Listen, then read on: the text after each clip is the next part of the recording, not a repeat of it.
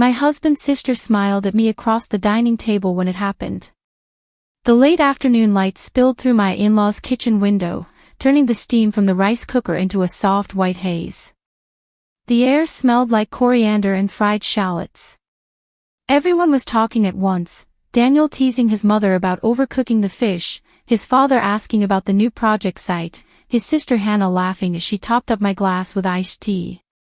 It was an ordinary Sunday, the kind of day that used to make me feel safe.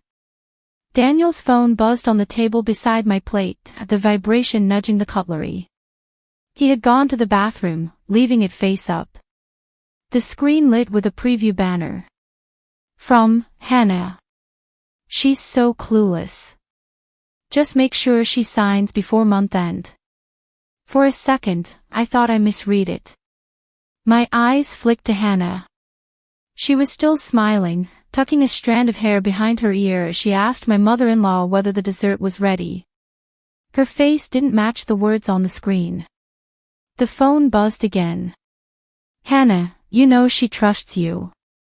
Don't over-explain, or she'll ask questions. My chest tightened. The voices around me blurred into a dull background hum, like a TV left on in another room. I stared at the phone, at the small glowing message window that suddenly felt like a spotlight. I knew I shouldn't touch it. That line between trust and intrusion has been drilled into all of us: don't snoop, don't read, don't assume. But I also knew that if I looked away now, I would be agreeing to my own blindness.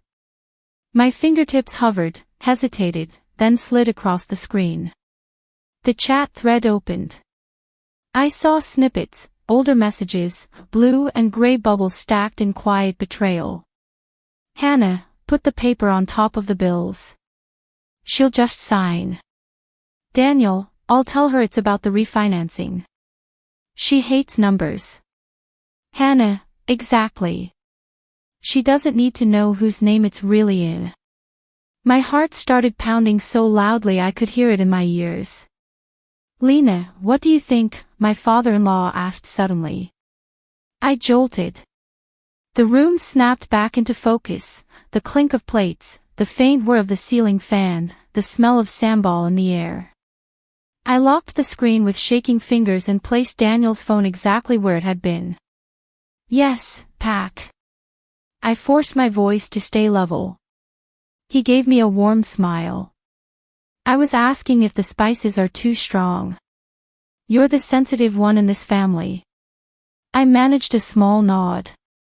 It's perfect. Really?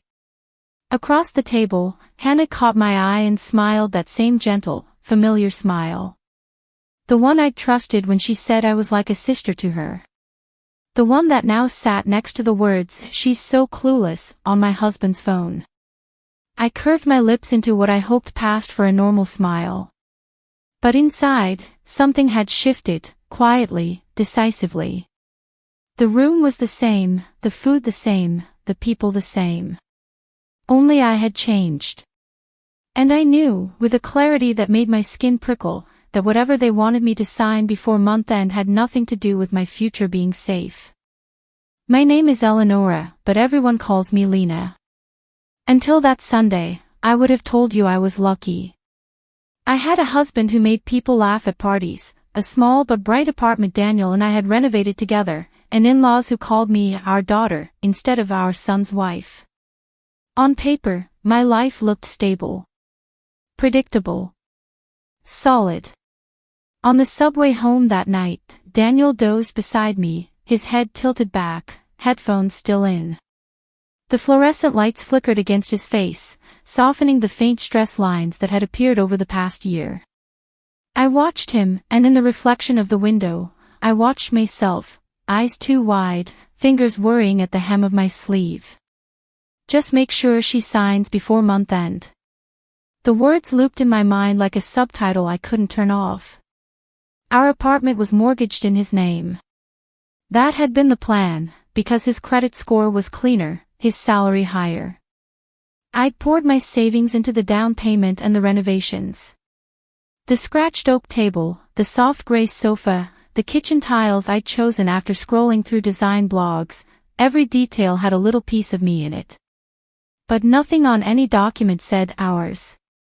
It all said his. I thought of Hannah's messages. She hates numbers. She wasn't wrong.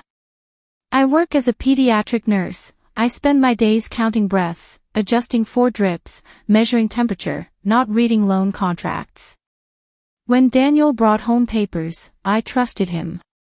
I signed where he placed the sticky notes. If they were planning something with my signature, it meant one thing: whatever sense of security I thought I had was more fragile than I believed. Over the next week, I watched how Daniel's phone almost never left his pocket anymore. I watched the way Hannah came by, just to drop off banana bread, and how her eyes flicked toward our dining table, where we usually kept our bills. I watched my mother-in-law ask, in her soft, careful way, whether we'd considered simplifying things on paper, since we weren't blessed with children yet. That one stung more than I let on. We'd been trying for almost 3 years. Each month was a small hope, then a quiet disappointment I carried alone.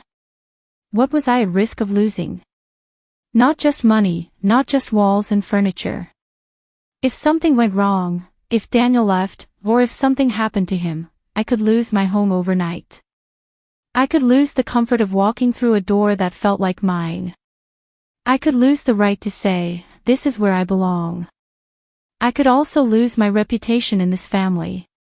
If I confronted them without proof, I knew how it would sound: paranoid, ungrateful, suspicious. The outsider accusing the insiders. The wife turning on the siblings who took her in. So I swallowed my questions and kept my voice gentle. I asked Daniel about his day, about the project schedule, about the paperwork he'd been handling, like I always had. He smiled, kissed my forehead, told me not to worry. "I'll handle everything, Lena. You always say numbers make your head hurt, remember?" He was right. They did. But something else was starting to hurt more: the quiet realization that the man I shared a bed with might be organizing my life like a set of files, deciding which folder I should be in without asking me. That Sunday had been the disruption. What followed was the slow, heavy weight of understanding that my entire life might already be in motion toward a destination I hadn't chosen, pushed along by signatures I hadn't really read. The night everything crystallized, the rain was tapping against our bedroom window, a soft, steady rhythm like fingers on a table. Daniel had fallen asleep on the couch with the TV still playing some crime drama neither of us was really watching. He'd left his phone on the coffee table, screen down, charger not yet plugged in. The room was lit only by the TV's shifting light, blue, then white, then a sudden flare of red from an on-screen explosion. I stood in the hallway for a long moment, my hand resting lightly on the doorframe. This is the moment, I thought. Either I look away and keep pretending, or I look and stop pretending forever. I walked over. My heart beat faster with each step, though my movement stayed slow, deliberate. I picked up his phone and pressed the side button. No lock screen. The last thing he'd done was check the time. I opened his messages and scrolled until I reached Hannah. The thread was longer now, weeks of messages, stacked betrayals hidden under a smiling contact photo. "Hannah, lawyer said it's easy if she signs a postnuptial. Frame it as standard. Daniel, we'll say it's for refinancing to get a better rate."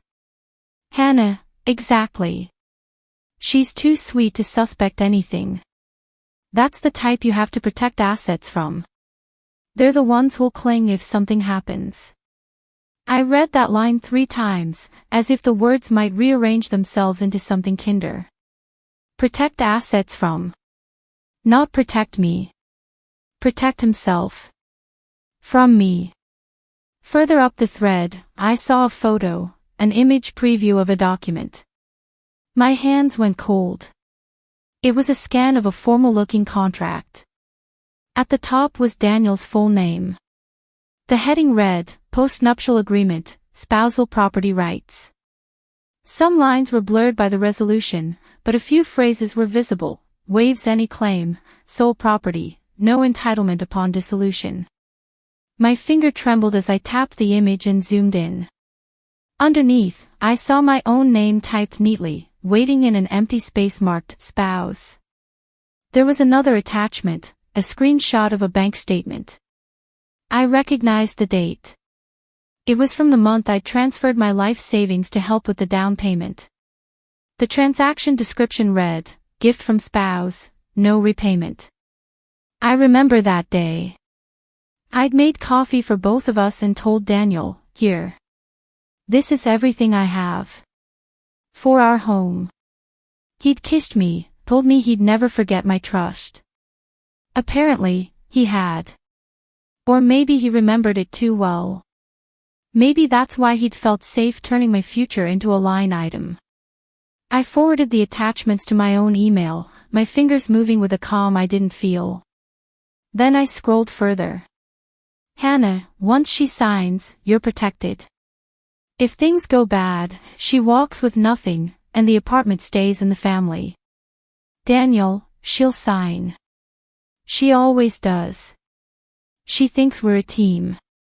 The TV in the background crackled with some actor's dramatic confession, but I barely heard it. The only sound that registered was the soft whoosh of my own breath, slow and shallow. I locked the phone, plugged it into the charger like nothing had happened, and gently nudged Daniel's shoulder. Love, you should go to bed, I said, my voice steady. He mumbled something, rubbed his eyes, and shuffled toward the bedroom, leaning briefly into me like he always did. My body didn't pull away. It stayed in character. The next morning, I printed the documents at the hospital, the machine whirring and spitting out crisp sheets with my husband's plans in black and white. I slipped them into a plain folder and tucked it into the bottom of my locker beneath spare scrubs and a half-eaten bag of nuts. 2 days later, I sat in a cramped legal aid office that smelled faintly of old paper and instant coffee, opposite a woman in her 40s with tired eyes and a calm voice. She read the papers in silence, lips pressed into a thin line. This is not just careless, she said finally. This is deliberate. They're trying to get you to voluntarily waive rights you already have under the law. I swallowed. Can they do that? They can try, she said. But if you don't sign, it's just a plan. And these messages? She tapped the printed screenshots. They show intent. If this goes to court, they will matter. I looked down at the proof on the table, the words, she's so clueless, now circled in blue ink, the loaded phrases, waives any claim, and sole property underlined.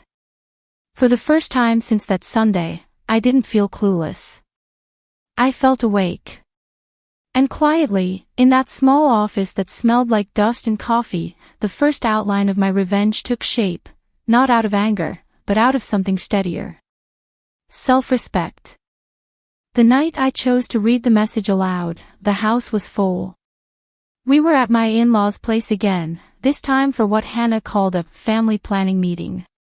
She'd said it with a laugh over the phone, but the phrase had lodged in my chest. Daniel had been strangely energized all week, moving papers from envelope to folder, printing things, checking his email in the middle of dinner. When I asked what he was working on, he'd kissed the top of my head and said, just the refinancing. You'll just need to sign one last thing. The dining table was cleared of plates now, wiped clean. My mother-in-law had set out tea and fruit instead. Hannah sat to my right, Daniel to my left, his parents across from us, their backs to the window where the evening sky was fading into navy blue. Daniel slid a neat stack of papers toward me, clipped together. Here we are, he said, voice light. Just the updated mortgage paperwork. I highlighted where you need to sign. There was a smoothness to his tone, a practiced ease. I watched his fingers, steady, casual. My heart was beating quietly but firmly, like a drum under thick fabric. I didn't reach for the papers. Instead, I reached into my bag and pulled out my own folder, the one with the legal aid office's logo in the corner. I laid it gently on the table. What's that? Hannah asked, with a small, polite laugh. Before I sign anything, I said, I want to make sure we all understand what I'm signing. My voice was calm. Not challenging, not emotional. Just, clear. Daniel's smile faltered. Lena, it's just the refi. I lifted the first sheet from my folder. It was the printout of the message preview that had started all of this, enlarged so the words were easy to see. Without raising my voice, I began to read. From, Hannah. She's so clueless. Just make sure she signs before month end. The room stilled. The clock on the wall ticked into the silence. My mother-in-law frowned. What is that? I gently placed the page in the center of the table, then laid the next one down, the screenshot of the chat where Hannah suggested framing the post-nuptial agreement as simple refinancing. Then another, where Daniel promised I wouldn't ask questions. Then the scanned contract with waives any claim, circled in red, my name hovering over a blank signature line. As I slid each sheet forward, I read the key line aloud, my tone level, almost clinical. It felt like reciting vital signs. Blood pressure, pulse, betrayal. Hannah's face drained of color. Her hands, manicured and graceful, stiffened around her teacup. Lena, you're misunderstanding, she said, her voice suddenly smaller. I turned to Daniel. He wasn't looking at the papers. He was staring at me, his eyes wide in a way I had never seen before, like someone who just realized a door he thought was locked has been standing open the whole time. I went to a lawyer, I said softly. She explained what this document would do. If I signed it, I would be giving up rights to the apartment. To the money I already put in. To any compensation if our marriage ended. My father-in-law's gaze sharpened. Is this true, Daniel? Daniel opened his mouth, closed it, then looked at his sister like a drowning man searching for a lifeline. It's just, standard, Pac. Everyone does it. We were, protecting the assets. It's complicated. Hannah tried to gather herself. We only thought, if something happened, our family home should stay in the family. Lena is family, of course, but, you never know the future. I let the quiet stretch. The only sound was the faint clink of porcelain as my mother-in-law set her spoon down very gently. When I married your son, I said, still calmly, I gave him everything I had. I said, this is for our home. Not his. Not yours. Ours. I turned to his parents. I won't sign this. And I won't stay in a marriage where my trust is used as a legal strategy. Daniel's throat bobbed. Lena, come on, we can talk about this at home. I already talked, I replied. To a lawyer. These messages show planned deception. They show intent to mislead me into waiving my rights. That matters. I took a slow breath. I'll be filing for separation. My lawyer will contact you, Daniel, about the financial settlement. And yes, she has copies of these messages. No one spoke. The fan above us whirred, its blade slicing the air with a soft whoosh. Outside, a motorbike passed, its engine fading quickly. I slid my wedding ring off my finger. It left a pale band of skin behind, like the outline of something that used to be there. I placed it on the table, right beside the words, she's so clueless. Then I stood, smoothing down my skirt with hands that no longer trembled. My mother-in-law looked at me with eyes full of something complicated, shock, yes, but also a kind of sorrow that didn't feel entirely directed at me. My father-in-law's jaw was tight, his gaze flicking between his son and the documents. You're leaving. Hannah whispered. I met her eyes. Her practiced smile was gone. In its place was a naked, unguarded fear. I'm choosing not to sign my own erasure, I said quietly. That's all. Then I picked up my folder, turned toward the hallway, and walked out. No one called after me. The front door closed with a soft click behind me, the sound of a chapter ending not with a slam, but with a precise, deliberate full stop. People think revenge is loud, a dramatic confrontation, doors slamming, plates breaking. Mine was quieter. It unfolded in scheduled appointments, in signed forms, in carefully worded emails from my lawyer that began with, "Further to our previous correspondence." It unfolded in how I stopped explaining myself to people who had shown me, in writing, what I meant to them. 3 months after the night I read the message aloud, I sat in a small mediation room that smelled like stale air and neutral carpet cleaner. A box of tissues sat in the middle of the table, as if someone had decided that grief could be absorbed by something soft and disposable. Daniel sat across from me, his lawyer at his side. Mine sat next to me, a stack of documents in front of her, including the ones with his and Hannah's messages, now bound in a slim folder with a yellow tab. We didn't look at each other much. When we did, it was like looking at someone you used to know through glass. In the end, the settlement was fair. I got my share of the apartment's value, calculated from the initial down payment and the renovations I'd paid for. He kept the apartment itself, along with the new, heavier mortgage he'd have to handle alone. Hannah didn't attend any of the meetings, but I heard through a mutual acquaintance that things had shifted in their family. Their parents were disappointed.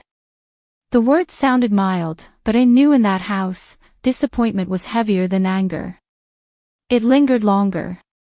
One afternoon, as I signed the final document with a pen that scratched slightly on the legal paper, I realized my hand no longer shook around signatures. I had learned, painfully, to understand what my name was being attached to. After everything was finalized, I moved into a small studio apartment not far from the hospital.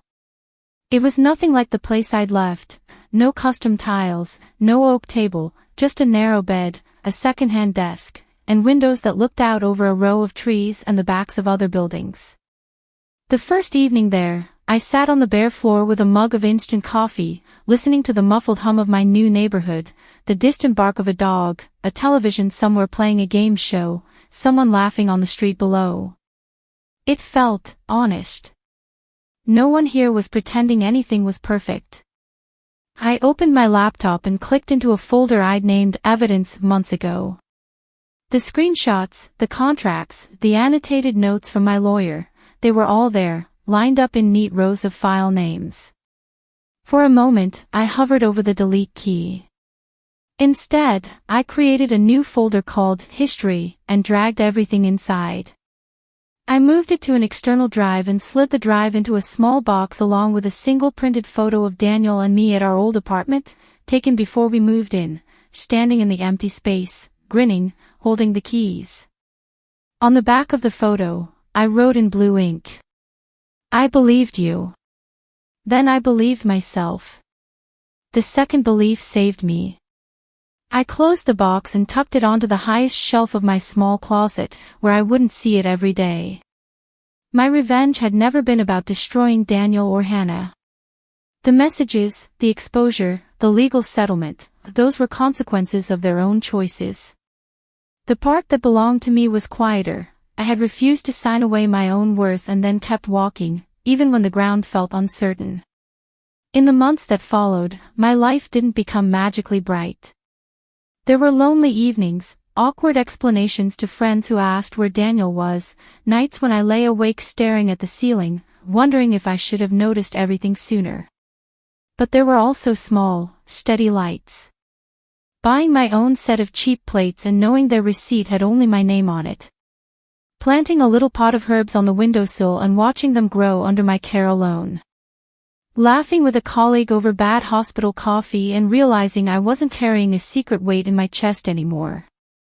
Sometimes, on my way home from a late shift, I would walk past a row of lit windows and catch glimpses of other people's lives, couples cooking together, families watching TV, someone sitting alone with a book. I no longer envied them or assumed their safety. I knew now that peace didn't come from the appearance of a perfect life, or from a ring, or from being absorbed into someone else's idea of family. Peace came from knowing where my name was, what it bound me to, and having the courage to pull it back when necessary. Hannah's smile no longer haunted me. It was just a memory, like the scent of coriander in a kitchen I no longer entered. The last time I saw her, by accident, at a supermarket, she looked away first. I didn't feel triumphant. I just felt done. As I locked my apartment door one evening and the soft click echoed in the quiet hallway, I realized something simple and profound. For the first time in a long time, the only agreements shaping my life were the ones I made with myself. And I intended to read every line of them, slowly, aloud if I had to, making sure the person I trusted most, me, was listening.